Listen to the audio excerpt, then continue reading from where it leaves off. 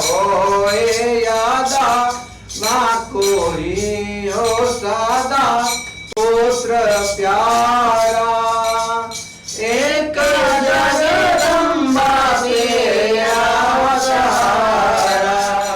नमस्कार, कशिश न्यूज का हमारा ये खास कार्यक्रम देख रहे हैं आप। मैं हूँ रश्मि श्रीवास्तव आपके साथ और आज से नवरात्रि की शुरुआत हो गई है। आज पहला दिन है और पूरे 9 दिनों तक माता रानी के 9 अलग अलग स्वरूपों की पूजा की जाएगी।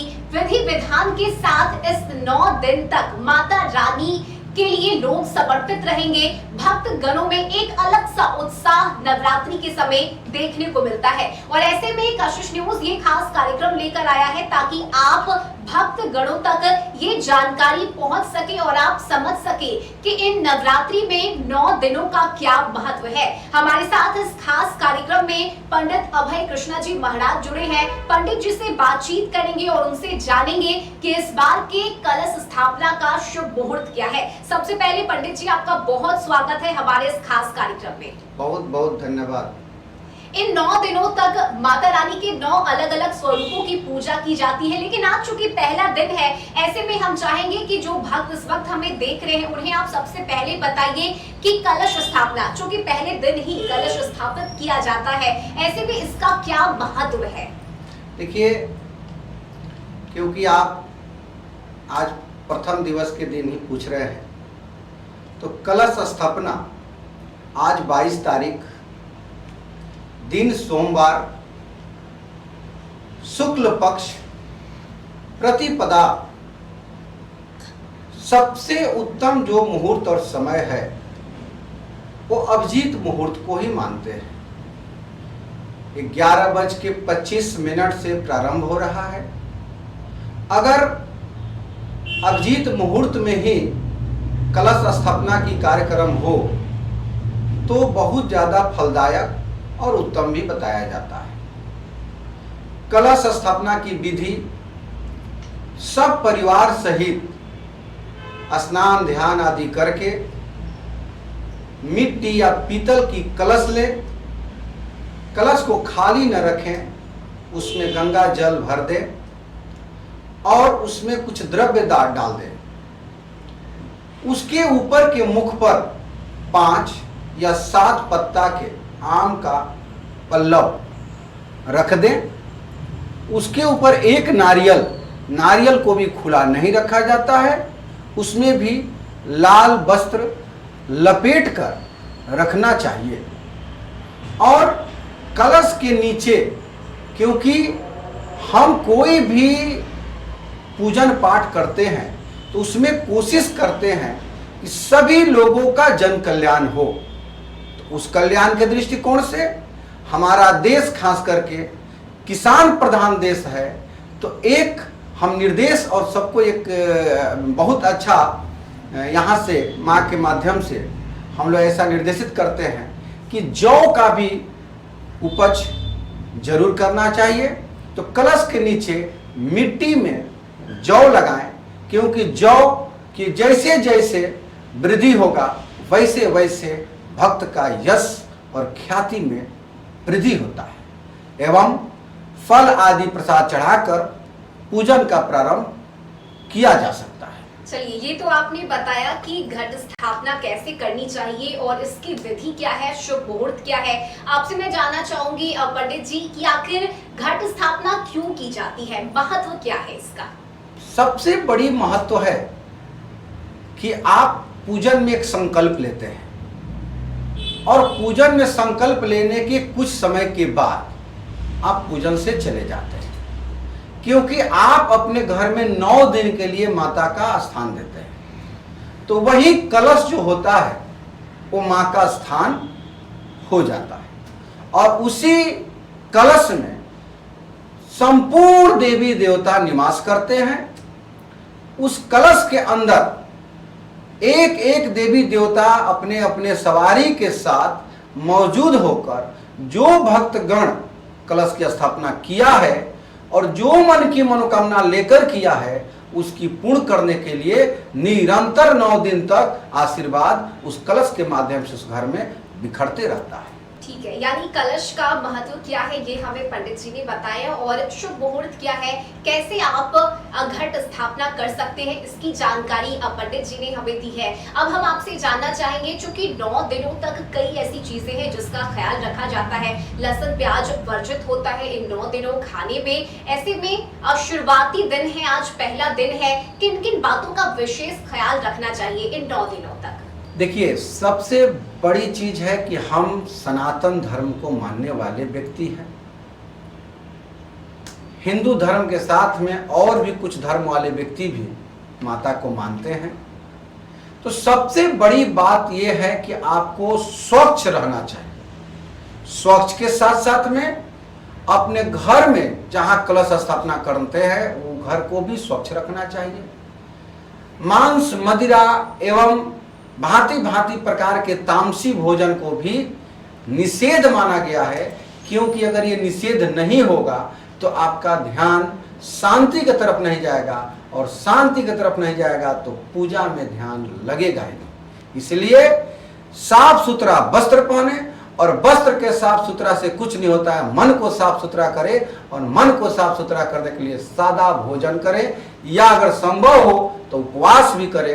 उपवास भी कई प्रकार की बताई गई है, भांति भांति प्रकार से उपवास होता है। कोई फल आदि पर करता है, कोई जल पर करता है, और कोई एक समय भोजन ग्रहण करके भी करता है। जिनकी जैसी सुविधा हो वैसी व्रत के साथ में पूजन करे, अत्यंत ही फलदायक होगा।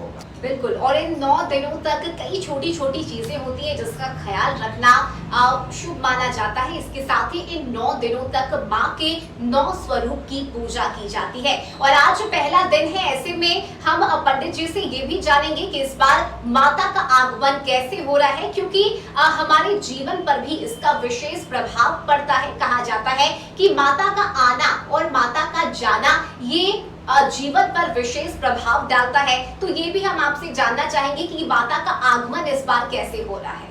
पिछली बार जैसे कि मैंने बताया था कि बहुत ही कष्टदायक आगमन था, लेकिन इस बार माँ जो है गज यानी हाथी पर आ रही है, और कहा जाता है कि जब माता हाथी पर आती है तो अपने साथ सुख, समृद्धि, शांति एवं ऐश्वर्य लेकर आती है। कहा जाता है कि हाथी पर आने से माता की हाथी के आकार के समान जो भक्त माता का पूजन करता है उसके घर में शांति, समृद्धि, ऐश्वर्य की प्राप्ति होती है। साथ साथ हाथी पर आने का विशेष कारण बताया गया है कि किसान के लिए शुभ संकेत होता है, क्योंकि हाथी पर आगमन से वर्षा बहुत होता है, और उस वर्षा के कारण खेत हरा भरा होता है, तो किसान विशेष तौर पे फलदायक होता है। और भारत किसान प्रधान देश है, तो किसान को बहुत ज्यादा इस बार सुख और समृद्धि की प्राप्ति होगी। माता की आगमन बहुत दिनों बाद इस बार शुभ संकेत देने जा रहा है, और 2025 शुभ ही शुभ होने जा रहा है। चलिए, ये बहुत अच्छी बात बताई है पंडित अभय कृष्णा महाराज जी ने। उन्होंने कहा है कि इस बार माता रानी का आगमन हाथी पे हो रहा है और ये शुभ संकेत है। तो सभी भक्त गणों के लिए ये उत्साह का विषय है, क्योंकि इस बार माता हाथी पर सवार होकर आ रही है। फिलहाल वक्त एक छोटे से ब्रेक का है, लेकिन ब्रेक के उस पार हम बात करेंगे, चूंकि पहले दिन माता शैलपुत्री की पूजा आराधना की जाती है, ऐसे में उसकी विधि क्या है और कैसे माँ शैलपुत्री की पूजन होती है, इसके पीछे की कथा क्या है, ये हम आपको बताएंगे। दुष्ट होए यादा ना कोई हो सदा पुत्र प्यारा, एक जगदम्बा के अवतारा।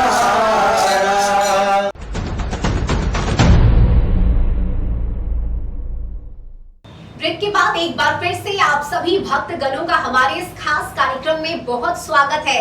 आज नवरात्रि का पहला दिन है और आज पहले दिन शुद्धता का ख्याल रखा जाता है। घर में आज घट स्थापित की जाती है और पूरे 9 दिनों तक विधि विधान के साथ माता रानी की पूजा अर्चना की जाती है।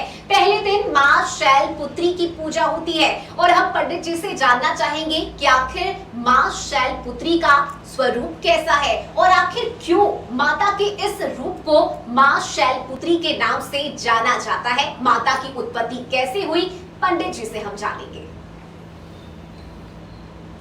देखिए, प्रथम दिवस माता शैलपुत्री का पूजन पाठ होता है। पौराणिक कथा के अनुसार भगवान शिव की पत्नी सती, भगवान शिव की पत्नी सती एक बार सती के पिता के द्वारा यज्ञ कराया जा रहा था। उस यज्ञ में प्रजापति के द्वारा, प्रजापति दक्ष के द्वारा भगवान शिव का अवहेलना करते हुए संसार के सभी देवी देवताओं का निमंत्रण भेजा गया। और क्योंकि शिव जी उनके बेटी के पति थे, तो उनके मन में एक नाराजगी थी, या अहंकार की नाराजगी कह सकते हैं। उन्होंने भगवान भोलेनाथ को ही अपने यज्ञ में निमंत्रण नहीं दिया। जब ये बात सती को पता लगा, तो वो बिना भोलेनाथ को बताए हुए माता सती अपने पिता के घर चली गई। पिता के द्वारा सती को देखने पर भांति भांति प्रकार के अपमान भरा शब्द का प्रयोग किया गया। सती के ये पूछने पर कि भगवान भोलेनाथ को क्यों नहीं इस यज्ञ में बुलाया गया, तो भोलेनाथ का भी भांति भांति प्रकार के अपमानित किया गया। और यहां तक भी प्रजापति दक्ष ने कहा कि बिना बुलाए हुए अतिथि को नहीं आना चाहिए, आप बिना बुलाए आई हो, आपका भी यहां कोई स्थान नहीं है। जब पति की अपमान सुनकर एक पतिव्रता नारी का परम धर्म है कि वो अगर साहसी है तो सामने वाली की मुकाबला करे, और साहसी नहीं है तो उसे वहां से चला जाना चाहिए।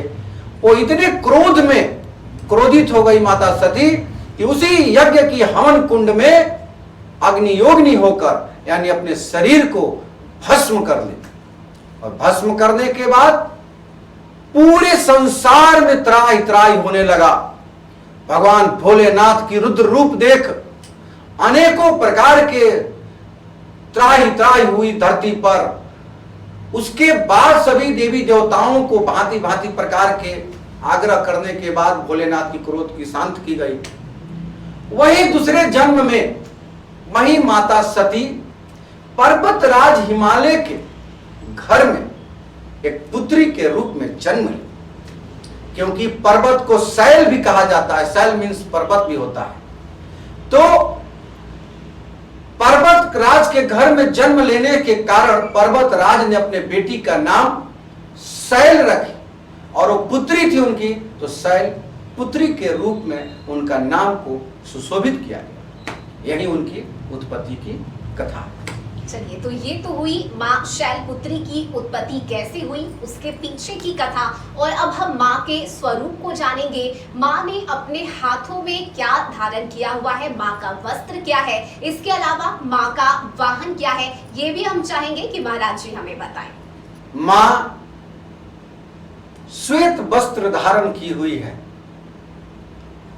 बैल पर सवार है और अति मनमोहक लग रही है, जिनकी दृश्य देखने के बाद अपना नजर हटाने का मन नहीं करेगा, जिनकी तेज से पूरा धरती के भक्तगण प्रफुल्लित हो रहा है, जिनके दाहिने हाथ में त्रिशूल सुशोभित कर रहा है, तो वहीं बाएं हाथ में कमल का पुष्प सुशोभित कर रहा है। माता प्रसन्न मुद्रा में होकर, क्योंकि वो पर्वत राज हिमालय की पुत्री है, तो पर्वत की समान सुंदरता में दिखने में लग रही है।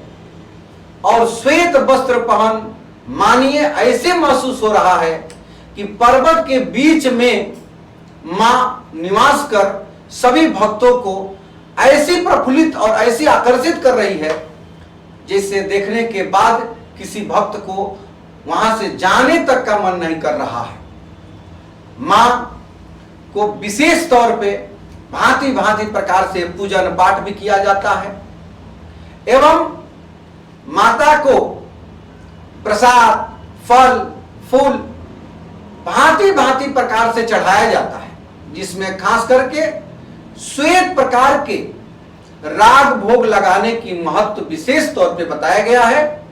इसमें आप खीर का भोग लगाएं, हलवे का भोग लगाएं या कुछ मिष्ठान वगैरह सफेद मंगाएं, और ध्यान रहे कि सफेद पुष्प अवश्य ही चढ़ाना चाहिए, क्योंकि सफेद पुष्प चढ़ने मात्र से माता विशेष ज्यादा प्रसन्नचित होती है, फलित होती है और भक्त की मनोकामना को भी पूरा करती है। बिल्कुल, माता रानी माँ भक्तों की सभी मनोकामनाएं पूरी करती है और इन 9 दिनों में रंगों का भी खास महत्व होता है। ऐसे में हम महाराज जी से जानना चाहेंगे कि आज पहले दिन भक्त गणों को किस रंग के वस्त्र पहनने चाहिए और इसका क्या महत्व है? इसका सबसे बड़ा महत्व है कि ऐसे वस्त्र का विशेष तौर पे ऐसा ये नहीं है कि आपको कोई विशेष कलर का ही वस्त्र पहनना है, लेकिन क्योंकि माता शैलपुत्री के पूजन कर रहे हैं तो हल्की गुलाबी या घी कलर पर हो।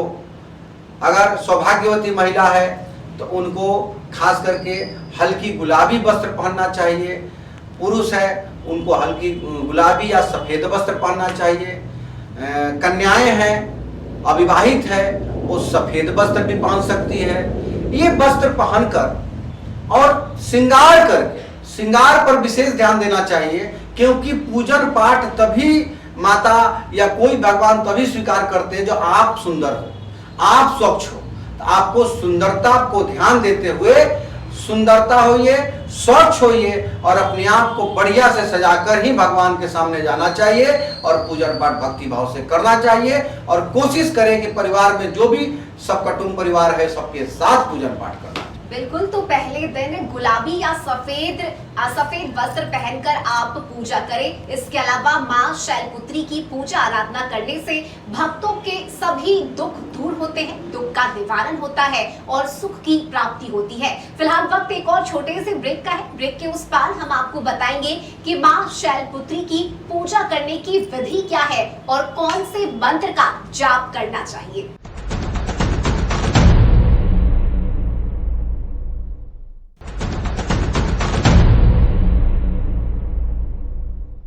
ब्रेक के बाद एक बार फिर से आप सभी भक्त गणों का हमारे इस खास कार्यक्रम में बहुत स्वागत है और हमारे साथ पंडित अभय कृष्णा जी महाराज हैं। उनसे हम बातचीत कर रहे हैं और ये समझने की कोशिश कर रहे हैं कि आखिर पहले दिन माता रानी की पूजा की क्या विशेषता है। ऐसे में महाराज जी अगर हम बात करें तो पहले दिन विधि क्या है पूजा करने की और मंत्र क्या है? देखिए, पूजा की विधि जो है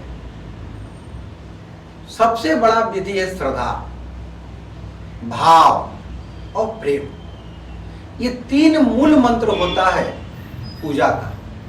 पूजा एक शिक्षा देता है कि आप पूजा करने कहीं किसी स्थान पर बैठ के पूजा कर रहे हैं, ऐसी कोई जरूरत नहीं है। आप स्थान पर बैठ के पूजा ही कर रहे हैं और आपका मन और ध्यान, आपके अंदर शांति है ये नहीं है, प्रेम है ये नहीं है, तो पूजा की कोई महत्व नहीं है। सबसे पहले व्यक्ति के अंदर में द्वेष की भावना को खत्म करना है, अंदर में प्रेम और श्रद्धा भाव को प्रकट करना है। उसके बाद व्यक्ति को सब परिवार के साथ धूमधाम से भजन कीर्तन करते हुए पूजन का प्रारंभ करना है। इसमें माता के अनुरूप मैंने जो बताया पहले भी कि सबको वस्त्र धारण करना चाहिए, आसन लगाकर बैठना चाहिए, राग भोग जितनी आपकी क्षमता है उसके अनुसार भांति भांति प्रकार के लगाना चाहिए। खीर, हलवे, मिष्ठान और भी फल आदि प्रसाद में लगाना चाहिए। पुष्प पर्याप्त मात्रा में चढ़ाना चाहिए। अगर सफेद कमल का पुष्प मिले तो उसे विशेष तौर पे चढ़ाना चाहिए, क्योंकि माता को कमल बहुत ज्यादा प्रिय माना गया है। उसके बाद खास करके ये चीज पर ध्यान देना है कि पूजा के बाद प्रसाद अवश्य ही ग्रहण करना चाहिए। बहुत आपका पीछे भी प्रश्न था, अभी भी प्रश्न है, मैं उसे पुनः दोहरा रहा हूं कि पूजन करने के लिए उपवास रहने की आवश्यकता नहीं माना गया है। हाँ, उपवास रहने से आपको किसी भी समय पूजा करने में सलूहत होगी, आराम महसूस होगा। इसके लिए आप उपवास कर सकते हैं। अगर उपवास करने में आप संभव है आपसे, तो आप जिस भी प्रकार से उपवास करना है, जल पर रहें, फल पर रहें, या एक समय भोजन करके भी उपवास किया जाता है। उसके बाद आप एक चीज का विशेष और ध्यान देंगे कि अगर आप उपवास करते हैं तो कोशिश करें कि कम से कम पदार्थ ग्रहण करें, क्योंकि उपवास के मतलब होता है कि थोड़ा त्याग। आप त्याग ही नहीं करेंगे तो फिर उपवास से कोई मतलब नहीं है। 9 दिन पूजा के दौरान किसी व्यक्ति के बारे में दुष्व्यवहार मन में नहीं प्रकट होने देना है। और आपने माता का मंत्र के बारे में पूछा, तो माता के तो अनेक मंत्र हैं। आप जिस भी मंत्र का स्मरण करें, जैसे या देवी शैलपुत्रे नमः, एक ये भी मंत्र कहा गया है। ओम इलें क्लें शैलपुत्री नमः, या देवी सर्वभूतेषु मां शैलपुत्री रूपेण संस्थितां नमस्तस्यै नमस्तस्यै नमस्तस्यै नमो नमः।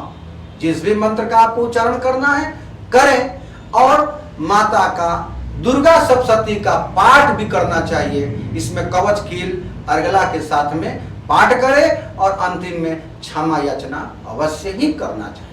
चलिए, तो ये हो गई कि माँ की विधि क्या है पूजा करने की, और कौन से मंत्र का जाप करना चाहिए माँ शैलपुत्री की पूजा के समय, ये भी हमें महाराज जी ने बताया। और चलिए अब हम सभी मिलकर, सभी भक्तगण मिलकर माँ शैलपुत्री की आरती करते हैं। मातु दुर्गे ओ माँ विश्व जननी रामा, मातु तारा एक जगदम्बा तेरा तारा, एक जगदम्बा तेरा तारा, है तू ही वैष्णवी मोह माया, तूने सारे जगत को बनाया, तूने सारे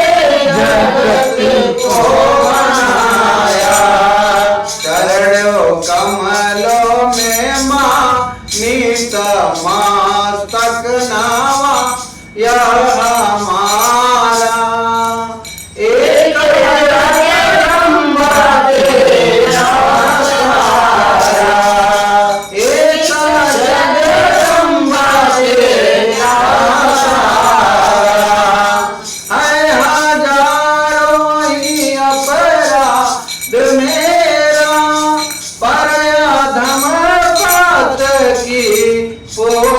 तेरा, पराधम पत के पुत्र तेरा, दुष्ट होए यादा ना कोई हो सदा पुत्र प्यारा, एक जगदम्बा तेरा तारा, एक जगदम्बा तेरा तारा, मातु दुर्गे ओ माँ विश्व जननी रामा, मातु तारा एक जगदम्बा तेरा तारा, एक जगदम्बा तेरा तारा। एक बार प्रेम से बोलिए माता रानी की जय, माँ शैलपुत्री की जय। और देखिए, इस खास कार्यक्रम में हमने ज्योतिष आचार्य पंडित अभय कृष्णा महाराज जी से बातचीत की। हमने आपको बताया कि पहले दिन किन किन बातों का विशेष ख्याल रखा जाता है, और सबसे जरूरी और अहम ये कि आज चूंकि घट स्थापना होती है, ऐसे में इसकी विधि क्या है, शुभ मुहूर्त क्या है, ये हमें महाराज जी ने बताया। महाराज जी क्या कहिएगा? जी बहुत बहुत धन्यवाद। आपके कशिश न्यूज चैनल को भी मैं धन्यवाद देता हूं, जो नवरात्रि के 9 दिन अपने श्रोतागण को एक एक पूजा विधि बताएंगे और हम सभी श्रोतागण से भी ये निवेदन करेंगे कि जितना हो सके नवरात्रि के समय में आपको स्वच्छ होते हुए श्रद्धा भाव से पूजन पाठ करें। गरीब कल्याण में हमेशा तत्पर रहना चाहिए, समाज सुधार में और देश हित में अपना विचार को रखना चाहिए। बहुत बहुत मैं इस न्यूज चैनल को भी धन्यवाद देता हूँ। चलिए, बहुत बहुत धन्यवाद महाराज जी आपका भी हमारे साथ खास कार्यक्रम में जुड़ने के लिए। और देखिए, छल कपट से दूर होकर मन में श्रद्धा भाव के साथ 9 दिनों तक माता रानी की पूजा करनी चाहिए, ताकि माँ की विशेष कृपा और आशीर्वाद हम सभी भक्तगणों को मिलती रहे। और दूसरे दिन माँ ब्रह्मचारिणी की पूजा विधि क्या है, ये भी हम आपको बताएंगे इस खास कार्यक्रम में। आप सभी भक्तगणों का हमारे साथ जुड़ने के लिए बहुत बहुत धन्यवाद। नमस्कार।